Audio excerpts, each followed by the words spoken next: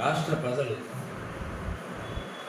జగన్మోహన్ రెడ్డి మీద అనేక రకాలైనటువంటి ఆశలు పెట్టుకొని ఒక నూతనమైనటువంటి ప్రయోజనాత్మకమైనటువంటి పరిపాలనను అందిస్తారనే ఆశతో ఎవరికి ఇవ్వనటువంటి విజయాన్ని అతనికి ఇవ్వడం జరిగింది.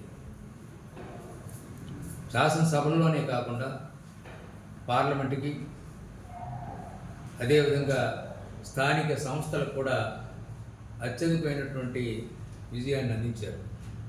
కానీ జగన్ అదంతా కూడా దుర్వినియోగం చేసి రాష్ట్ర ప్రజలు ఇచ్చినటువంటి విజయాన్ని తాను ఒక నియంతగా ప్రవర్తించడానికి కారపడవడం అనేది జరిగింది. రాష్ట్రానికి తాను అధిపతిని, యజమానిని, ప్రొపరేటర్ని భావించాడు తప్ప ఒక ట్రస్టీగా రాష్ట్ర ప్రజల ఆస్తుల్ని కాపాడాలని కానీ సత్పరిపాలన అందించాలనేటువంటి ఉద్దేశం కానీ ఆయనకు లేకుండా పోయింది.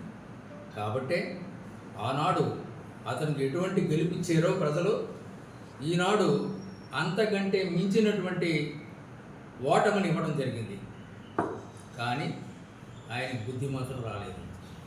తాను ఎందుకు ఓడిపోయాడో, ఏ గూండాలని, ఏ భూ కబ్జాదారుల్ని, ఏ లోఫర్లను, ఏ డాఫర్లను, ఏ బ్రోకర్లను ప్రోత్సహించి ఈ విధంగా ఓడిపోయాడో తెలుసుకోలేక ఇంకా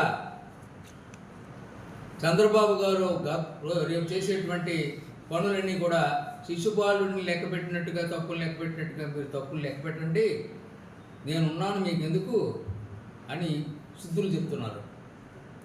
నిన్న జరిగినటువంటి శాసనమండలి, శాసనసభ, పార్లమెంటు సభ్యులు వీళ్ళందరినీ ఈవేళ జ్ఞాపకం వచ్చారు ఆయనకి.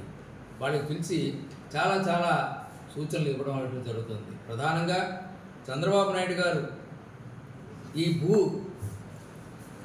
సంరక్షణ లేదా భూ యాజమాన్య చట్టం ఏదైతే రద్దు చేశారో అది శాసన సభలో పూర్తయిన తర్వాత, మంజూరైన తర్వాత శాసన మండలికి వస్తుంది. శాసన మండలికి వస్తుంది కాబట్టి ఆ చట్టాన్ని రద్దు చేసినటువంటి ఆ విధానాన్ని మీరు అడ్డుకోండి. ఇది రద్దు కావడానికి వీల్లేదు.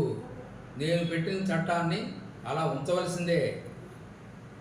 మన కార్యకర్తలందరూ కూడా మనం అధికారంలో లేకపోయినా దౌర్జన్యం చేసి ప్రజల ఆస్తుల్ని మళ్ళీ మనం కబ్జా చేద్దాము అనేటువంటి అభిప్రాయంతో ఆ చట్టం తాలూకు రద్దుని వ్యతిరేకించాల్సిందిగా శాసనమండలి సభ్యులకు నిన్న హితోపదేశం చేయడం చూస్తే ఆయనలో ఏ విధమైనటువంటి మార్పు కూడా రాలేదు, రాబోదు. ఎవరైనా ఓడిపోయినటువంటి